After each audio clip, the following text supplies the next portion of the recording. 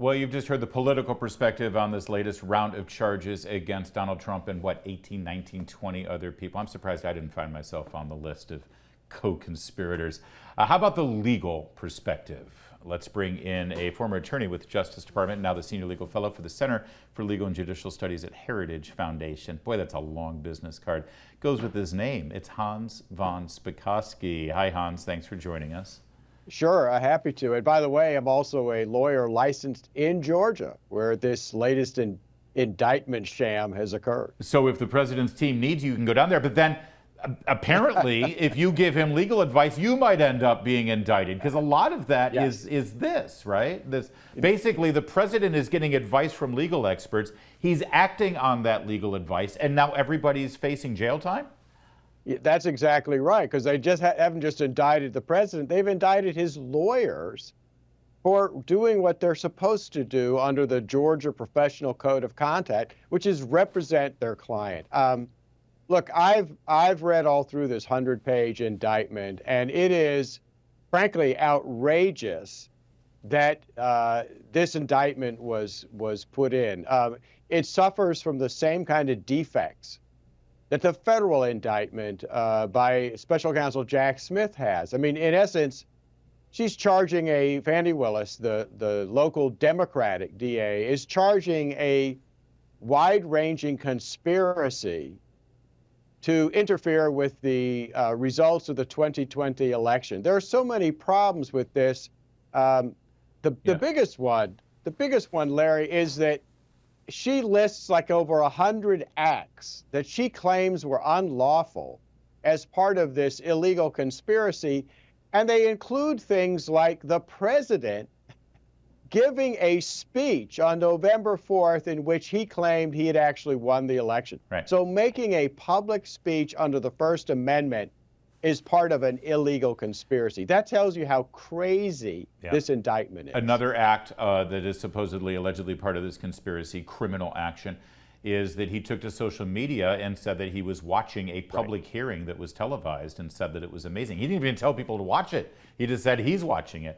Hans, you are an election law expert, though, so there is one part of this indictment that if it weren't clouded out by all of the other nonsense, I think it actually would resonate and I think is worthy of discussion. And I haven't heard much discussion about it. And that's the charges regarding this so-called fake slate of electors and the process that they went through to try to... Can you lay this out for us and explain it to us and the alleged criminality involved here? Sure. Again, that's part of the supposedly unlawful acts was various individuals from Donald Trump and the campaign and folks in Georgia putting together an alternative slate of electors. But keep in mind, these were contingent electors, and they were putting the slate together in case state legislators who were holding hearings about the election determined that, in fact, the claims made were correct, that it was an invalid election, and therefore they needed to send a different slate of Trump electors to Washington. Again, there's nothing illegal about that. We've had alternative slates of electors in prior elections, including, by the way, in 1960. In 1960, when Hawaii sent a slate of Kennedy electors, they were the ones that actually ended up being counted, despite the fact that the governor of the state had previously certified the Nixon electors. These were there in case the state legislature determined that the election had been wrongly decided. That slate was never sent to Washington, so saying it's somehow a criminal act, again, is just plain wrong under the law.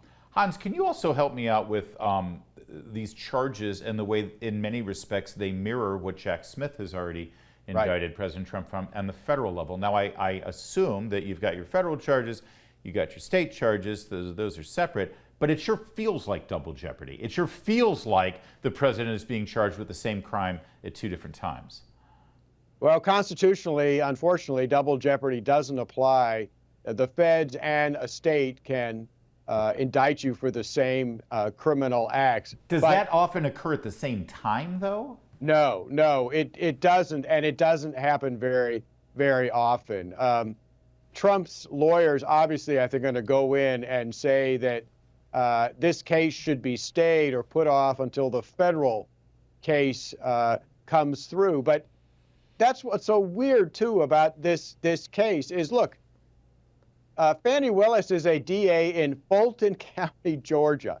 Her jurisdiction doesn't go beyond that. And yet, if you read through the 100-page indictment, she's making claims about all these acts that not only occurred outside of Fulton County and other parts of the state of Georgia, but she has specific claims about things that happened in Arizona, Pennsylvania, Nevada, and other states.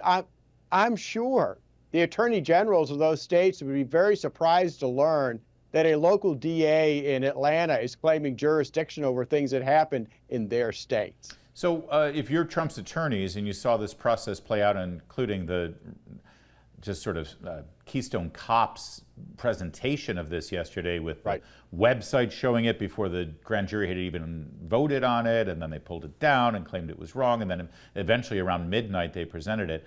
How do you approach this? What exactly do you do if you're advising President Trump?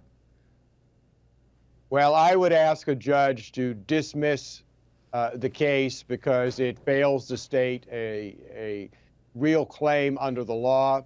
I would, in the alternative, ask for a change of venue because there's no way that in Fulton County he's going to get a fair trial. It's an overwhelmingly Democrat jurisdiction. I also would ask for a stay, at the very least, of the action until the federal court case has played out. And frankly, I would think about filing professional ethics charges against Fani Willis for her misbehavior in this case. Not only what happened last night, but other actions that she's taken that I think violate the professional code of conduct for Georgia lawyers and particularly prosecutors. Ruth Marcus today in the Washington Post, no fan of President Trump, I assure you, or probably of our politics. Ruth Marcus raised the concern about the local and federal charges being brought up simultaneously. But also she said this. She said, all things being equal, a federal case is probably the sounder way to go because those prosecutors are not beholden to the electorate. In other words, it won't be blindingly political because you don't have to worry about being reelected. And I'm of two minds on this. I get that, but I think prosecutors should have to answer to the American people. What do you think of that point? Oh, I think she's wrong about that. One of the biggest problems with federal prosecutors is in many ways they think they can do whatever they want. Yeah. And get away with it because they're not answerable. The career people are not answerable to voters. And that's a real problem. Certainly with Jack Smith, the special counsel who, as you know, the Supreme Court previously overturned 9-0 when he tried the same shenanigans going after the former Republican governor of Virginia. Yeah. And they said what he did was wrong. Yeah, we had him on the program, Bob McDonnell, on the program about 10 days ago, and he affirmed that. Real fast, Hans, while we're talking about special counsels in the Justice Department, were you as dumbfounded as most of us when Merrick Garland made his announcement on Friday that Mr. Weiss, of all people, would be the special counsel? I mean, I've had conversations with you about the U.S. Attorney in Delaware, and my hunch is that you think that he actually has his own explaining to do about how this has been handled so far. If anything, he should be subject to some questioning, not the man who's in charge as special counsel. Oh, no, I agree. Changing Weiss's title doesn't somehow change the, frankly, incompetence and intentional misconduct that has occurred in his investigation, prosecution of Hunter Biden, not only by him, but by the same lawyers in his office. And this in no way means that we're going to get a real investigation and prosecution the way we should have had, frankly, years ago. Hans von Spakovsky, we'll leave it there. Thank you so much for bringing your expertise as a former attorney in the Justice Department and now as Senior Legal Fellow over there at Heritage Foundation. Thank you, sir. Sure. Thanks for having me. There is more to come. You want to keep it right here on O'Connor Tonight. This is the Salem News Channel.